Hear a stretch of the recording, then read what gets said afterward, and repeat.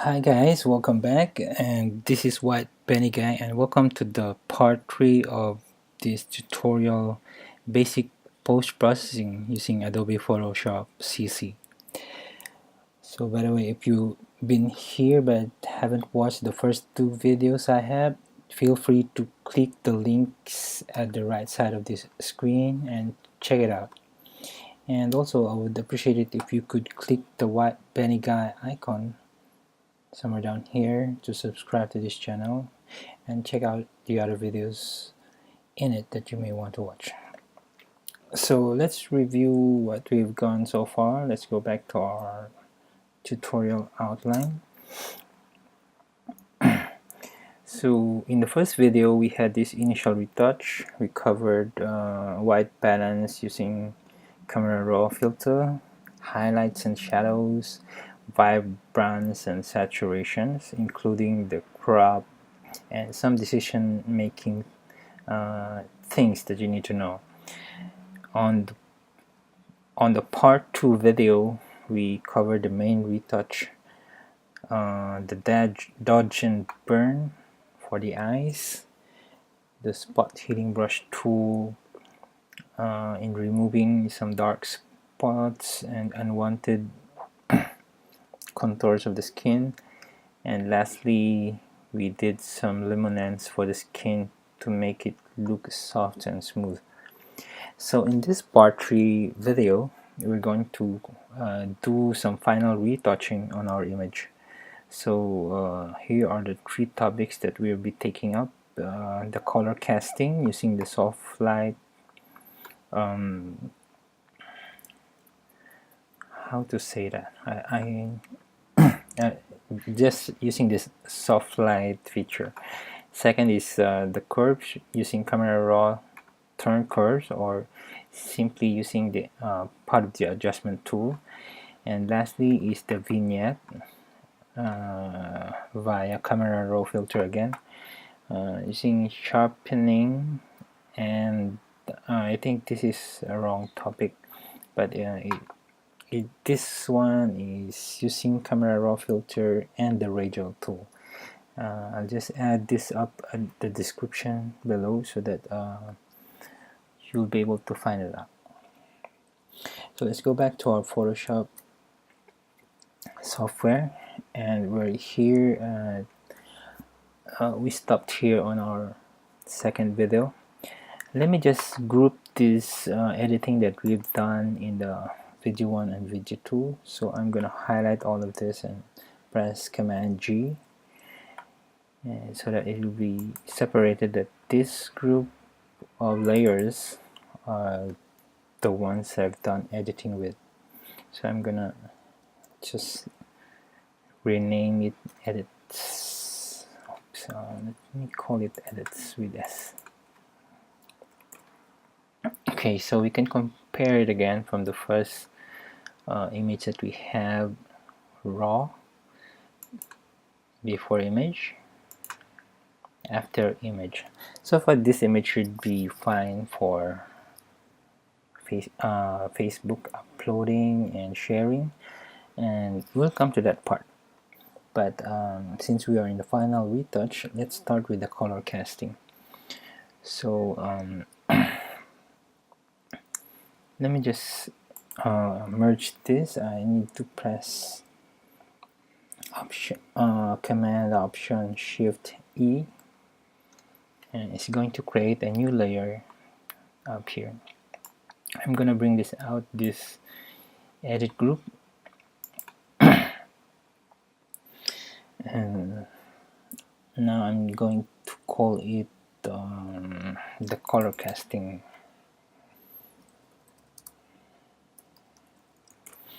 Okay, so what is color casting? This was shared by my previous mentor, that sometimes color casting adds unison to all parts of your image, may it be a background or foreground. So it adds harmony. It adds some sort of a commonality. So to do the color casting, what I usually do is create an empty layer here. So I'm gonna press Command Shift N for new, and I'm gonna call this color casting, or the color casted, whatever. Just name it whatever I want. Actually, you don't need to name it. This naming convention is just for reference purposes. So we have an empty layer here. What we want to do here is to check within the image what is the dominant color that we see. So it could be white. Besides black and white, you need to choose a color, a dominant color, or any color that would be attractive, that would unify all the parts of the image here. So actually I can see dominant here are these plants here as a background. It has some reddish brownish color. There are a few greens, but in my personal preference, I think I would choose this color here. It's a bit of a light pinkish color. Also there are some pink on the ears of the model, and I'm going to use that. So to use that, we need to select that color by clicking the foreground color here on the left side and choose a color here. So let's see, what color should I choose? So normally I would choose the darker color area. Let me try this one. I think it's just the same. So I'm going to choose a pinkish color because the model seems pinkish, and color pink makes the model more like a girly thing when the color is pink. So I'm gonna choose this color. I'm not gonna crank this up or down. I'll just use this color. So I'm gonna click OK, and now I'm gonna press Option Delete to fill this layer with the foreground color. If I press Control Delete, it will fill it with the background color. For example, I just press Command Delete. You see it became blank. If I press Option Delete, it will be pinkish. So where did our image go? It's just behind this color casted layer. So how to show the model's face? We just need to update this normal option here and select soft light. Then it will mix up with the models, with our image that we need to blend them all together. So as you can see, it every part of the image has this pinkish color casting. So what happened? So they are unified by this color, but sometimes we can see that it's too much of a pinkish thing. So what we're going to do is we need to reduce the opacity of our color casted layer. So let's try to reduce it while we look at the image and see if that should be acceptable to you or not. Maybe 40% should be acceptable. Okay, so this is the before image and this is the after image. So you can see, you can compare it from the before image. You will see that the foreground, or the model we have, is a bit off or not in harmony with the background. It should be a good thing, but if you want to add drama to your image, you need to add this color casting stuff so that all parts of your image will be unified or harmonized. So let's open this, enable this color cast. So as you can see, I think I'm gonna go with this 40% color cast. So we're done with the first one. Let me merge this again, pressing Command Option Shift E, and boom, I have the color casted layer here. So I'm just gonna name it again, color casted final. Okay, so the next is to add some curves, tone curves to the image. So I'm going to duplicate this layer by pressing Command J and rename it curves. So what can we do with the curves? Normally you can do it from here. There are two ways you can do it. You can do it from the adjustment tool. You can see there is an S icon here with the graph. You can click it and you can create a curve from here, or you can also do it in filter, camera raw. There is also an option for the curve there.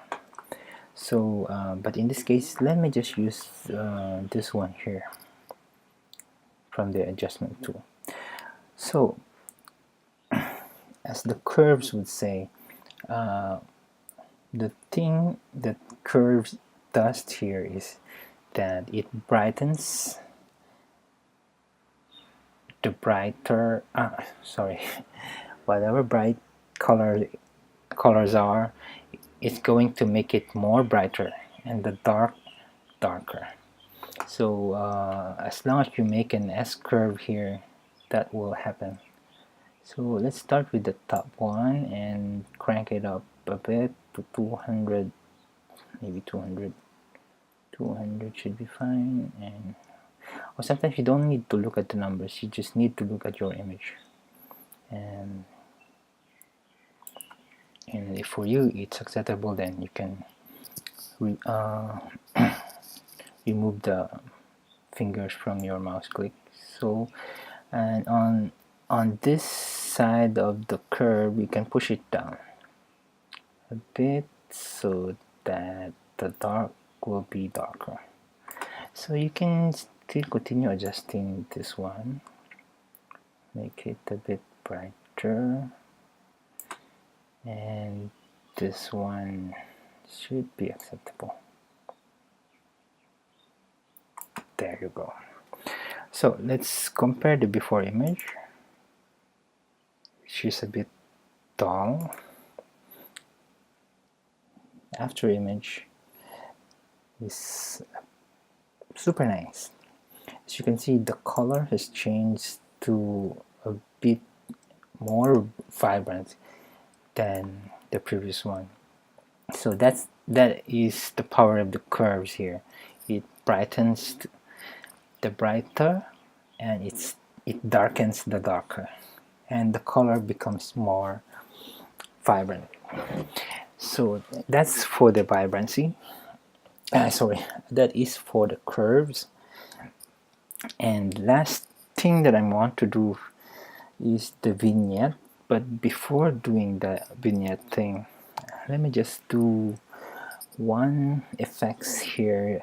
Let me just insert, this is not part of the outline, but let me just insert one thing that I want to do here is to insert some sort of a sun here shining, and it's throwing some ray of lights towards our model, because this empty space is a bit annoying. So it would be good if might as well use it with some effects. So let's move to that. I'm going to create a new layer again, Command Shift N for new, press enter. I have a new layer here. Now there is a brush tool called Ray of Light or Rays. I think I got this from Gavin Howie. He's also he has a channel and has been sharing video tutorials of photography and all this stuff. So I got this ray from him. He offered it for free in his video tutorial. You can search his name. I will add his name on the description as well. So I have here below some of Gavin Howie's rays. So I'm going to choose one. But before that, I need to add some sort of a sun here. And let me just follow that color up here, and we'll use some sun that has that color. But I think, sorry, let me just use something that is yellowish. Let's just borrow color from our model and push it a bit down there and click OK. Okay, so I want to create a sun, some sort of a sun shining somewhere. Okay, and the sun should be a bit bigger, like not so big, but something like this. And I'm gonna click in the middle.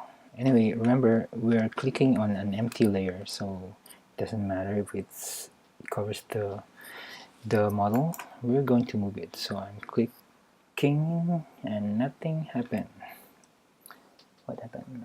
Okay, I think there is an opacity issue here, so I'll just make it 100%. Okay, let's try again. Nothing. What's wrong? Okay, so it's memory set. Okay, I have a layer here with the sun. I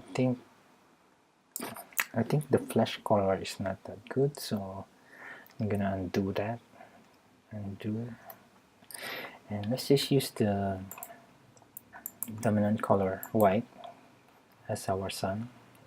Choose the brush tool here and click in the middle. Wait for it. Okay, we have a sun. We have a hawk. Just kidding. Just the sun. Okay, we're gonna put the sun up here so that covering portion of the plants here so that we have some drama. Okay, let's try to remove and back. That should be nice. Okay, we've got the sun. Now we need to add the rays. So I'm gonna create another layer here. Let's call this one the sun, and let's call this one rays. Now let's go back to the brush tool and locate that rays from Gavin Howie. Okay, let's check which ray we want to use. This one should be fine. Let's see other rays. I think this should also be fine. Okay, let's use this one. So still in the white color, I'm gonna click in the middle here. Remember, we're clicking on an empty layer, so let's click once. Boom, we have a rays. Okay, now we click over here. Let's use the move tool and press Command T to resize this image. I mean this ray of light image. Oops. Here goes my laggy computer again. Okay, now I'm going to rotate this a bit, push it up there and there. We can see some sort of rays hitting the face of our model. Sometimes it's good, sometimes it's not. So If it is too much, we can reduce the opacity a bit, and then we can see some drama. I like the word drama. Or maybe we can have it like this here. Then we're going to color mask. We're going to do some layer masking and remove any ray of lights covering the face of our model. Okay, I'm happy with that. I'm gonna press enter to commit the position of our ray. Now I'm going to color mask this ray. Okay, I'm gonna press the option and click the add layer mask. Oh, not that one. I'm gonna click the add layer mask, and this time you can see the layer mask is white. That means all of that layer will be lighted. So what we're going to do is cover with darkness anything that is in the model's face. So let's click the brush tool again, 100%. Oops, let's change this ray of lights to our useful ray brush. Okay, this brush is too much big, so let's just reduce it smaller, some more. Okay, then let's just reduce some opacity here to 70 so we can erase the... Okay, we're covering black, anything that is near the face of the model, but not too much. Okay, you see the drama? Okay, that should be fair enough. Let's just have a quick slide here of 30% on this area here, something like that, and that should be natural. Okay, I'm okay with this, and that's the additional steps that I added. Now we're going to move with the last part, which is the vignette. I'm okay with this image now. Let me just combine it again. Let's merge the images, the layers, Command Option Shift E. And what we're going to do next is the vignette. Okay, so we are now in the vignette part. We are now in the end game, as Doctor Strange would say. Oops. Vignette. Okay, so it will not say that the file name is already taken.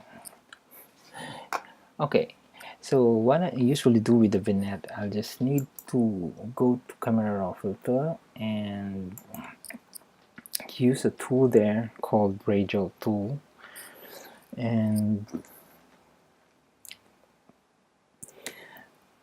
what vignette usually does is that you can cover the image, the surrounding of the image with a darker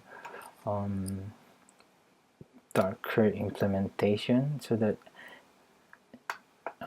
your viewers will focus on your model's face instead of looking at the side and this side. So what I normally do is just go to this Radial Filter that I have here, and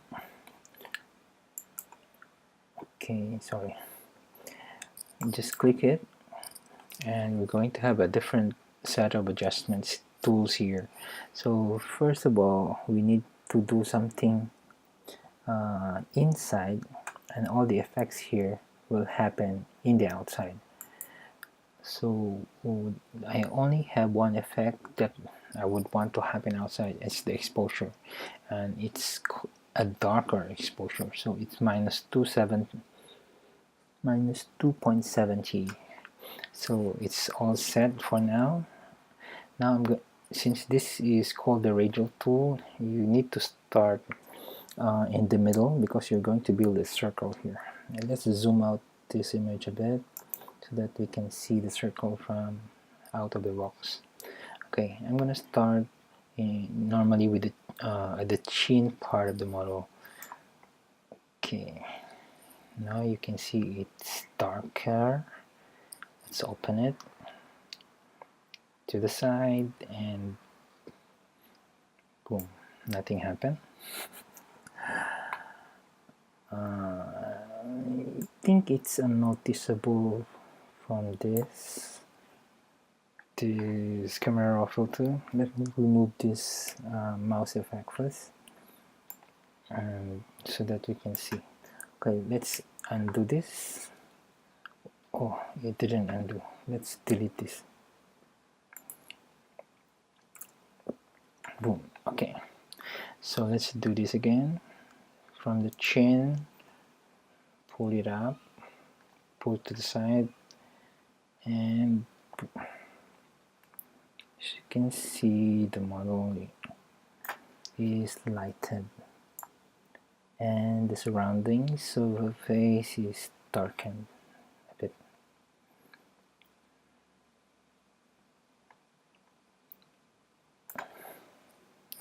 Okay, I think I'm okay with this implementation, so I'm gonna click OK. And in the Photoshop side, let's do the comparison of the before and the after. Let's do a fit to screen. Okay, so this is the after image. Let's see the before image, after image, before image, after image. So as you can see, the image of the model is much given more focus than the surroundings because of this vignette effect. So that ends the third part of the final retouch, and of course also the end of our video tutorial here. Basic post-processing using Adobe Photoshop CC. Let's thank everyone for watching this video, and if you have any questions or suggestions for my improvement, and for anything, any questions you want to ask, where to get the tools, what are the things that what are the videos that I need to share on my channel that would be helpful to you, please let me know on the comment section below. And don't forget to subscribe my channel, I would appreciate it. Once again, this is WhiteBeanieGuy. White's out.